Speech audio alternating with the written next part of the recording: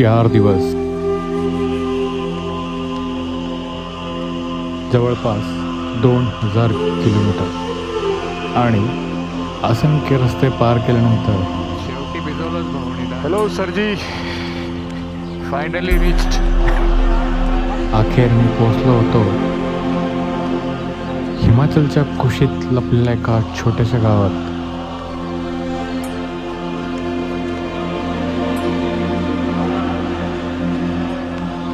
सराहन.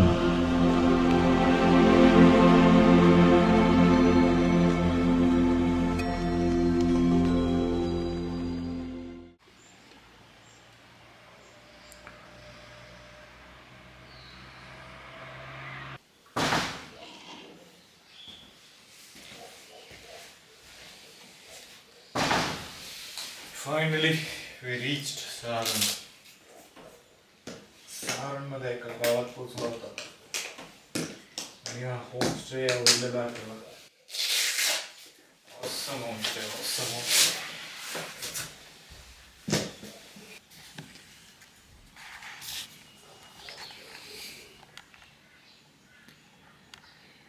तर ही आहे आपली रूम.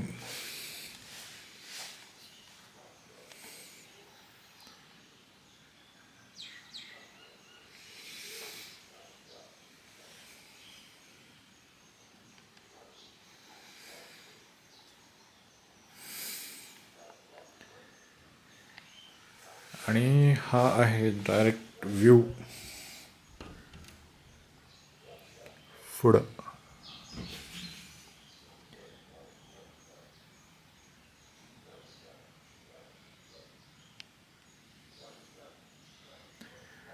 जबरदस्त व्ह्यूज डायरेक्ट रूममधून. ही आहे खिडकी. इकडं सिटिंग एरिया आणि इकडं आहे वॉशरूम. सूर्यदेवाचे दर्शन.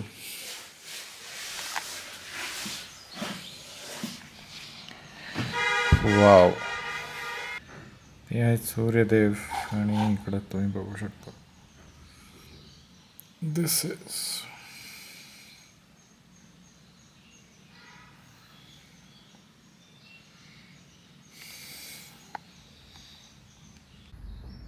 4 दिवसांच्या सतत प्रवासानंतर त्या संध्याकाळी मला फार काही नको होतं. फक्त गरम चहा आणि एक प्लेट मॅगी आणि समोर हिमालयांचं हे शांत सौंदर्य.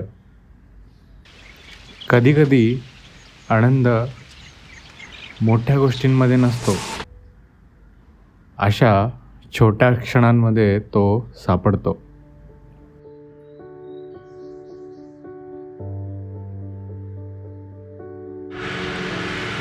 सहारणमध्ये पोचेपर्यंत संध्याकाळ झाली होती. 4 दिवस सतत राईडनंतर शरीर थकलं होतं.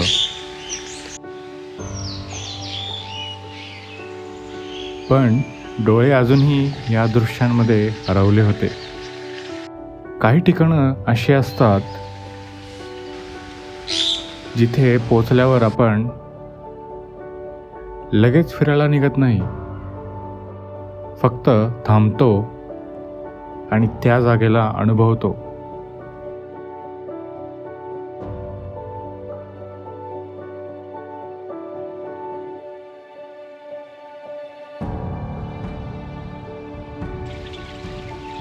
सूर्य हळूहळू डोंगरामागे जात होता आणि सराहन आणखी सुंदर होत होतं.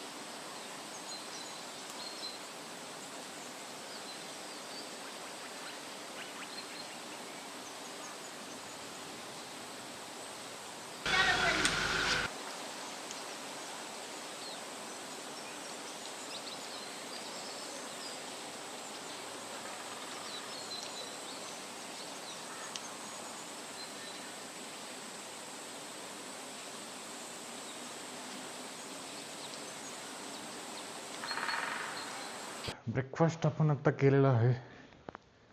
हवा चेक करूयात. ब्रेकफास्ट आत्ता आपण केलं. ब्रेड टोस्ट आणि चहा. तर आता आपण निघालो आहोत मंदिराकडे. 5 मिनटं इथून 5 मिनटावरती आहे मंदिर. सो चला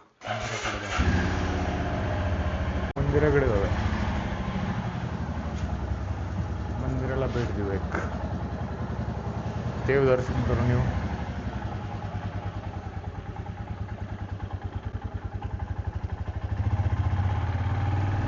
हा आपला होमस्टे आहे. Best room. पाठीमागचा व्ह्यू दिसतो रूममधून.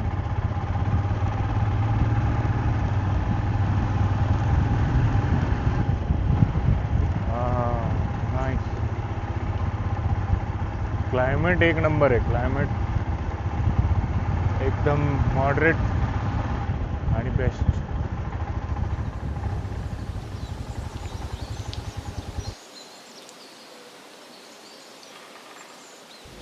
प्रवासात काही रस्ते लक्षात राहतात आणि काही क्षण.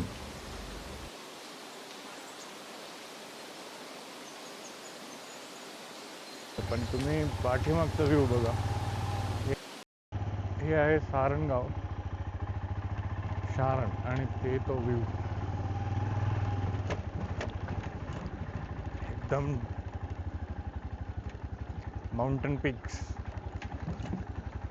तर होमस्टेपासून मंदिर फक्त एक 5 मिनटाच्या अंतरावरतीच आहे.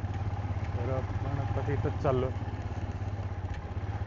तर बाकी इथं बरेचसे होमस्टेज आहेत. तुम्ही बघू शकता इथं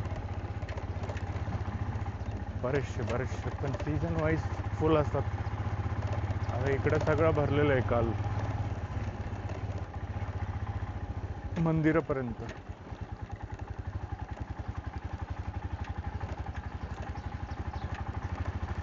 इथून हद्द चालू होते मंदिराची.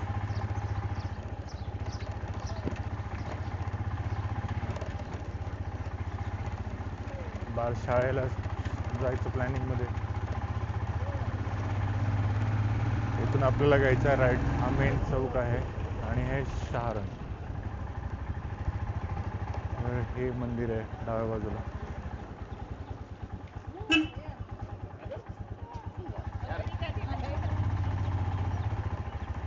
डांबराट आहे पोरग. मुद्दाम मध्येच थांबलं. या बाजूला पोस्ट ऑफिस. भैया जी गाड़ी कहाँ तक जा सकता है मंदिर में? नीचे जाके अंदर. अभी है सुबह मॉर्निंग टाइम. ओके.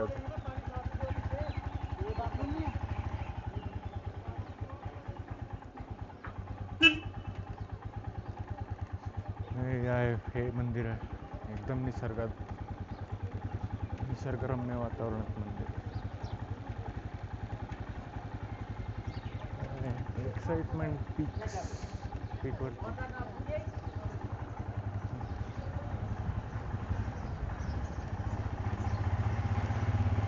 हे गाव बरेचसे दुकानं इथं आत्ता उघडायला लागलेत सगळे. त्यांच्या आधी आपण दर्शनाला आलो. सकाळी गर्दी नको म्हणून आधीच दर्शनाला आलो.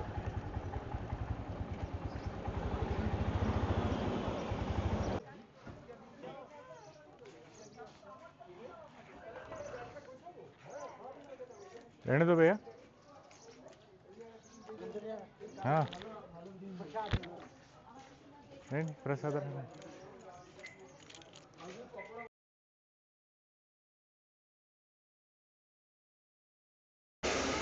हे मंदिर आहे. हे उडननी बनवलं सगळं. तिकडं देवीचं मंदिर आहे. हे म्युझियम आहे इकडं. जाणवत होती हिमालयातली खरी सुंदरता ह्या उंच डोंगरांमध्ये नाही, तर इथल्या लोकांच्या श्रद्धेमध्ये, त्यांच्या परंपरेमध्ये आणि त्यांनी शेकडो वर्ष जपलेल्या इतिहासामध्ये आहे. स्थानिकांच्या मते हे फक्त एक मंदिर नाही, तर श्रद्धा आणि इतिहास यांचा जिवंत वारसा आहे. इथे हिंदू आणि बौद्ध दोन्ही परंपरांचा प्रभाव दिसून येतो. या मंदिरात माता भीमकाली यांचं वास्तव्य मानलं जातं आणि समोर उभे आहेत श्रीखंड महादेव. आजही हजारो भाविकांना आपल्याकडे बोलवतात. दरवर्षी अनेक जण 5 दिवसाचा कठीण प्रवास करून श्रीखंड महादेववर माताजींची छडी घेऊन जातात. ही नगरी बाणासूरची नगरी म्हणूनही ओळखली जाते, जिथे प्रत्येक दगडामध्ये एक कथा दडली आहे. स्थानिकांच्या अनुसार मंदिराखाली पाताळलोकचा मार्ग असल्याचेही मानले जाते आणि कदाचित म्हणूनच या जागेभोवती एक वेगळीच शांतता जाणवते. शेकडो वर्ष वादळ आले, भूकंप आले, पण ही रचना आजही अभिमानाने उभी आहे. काही ठिकाणं आपण पाहतो, काही ठिकाणं आपण अनुभवतो आणि सरहंच हे मंदिर, जिथून निघाल्यानंतरही त्याची शांतता मनात बराच काळ राहते.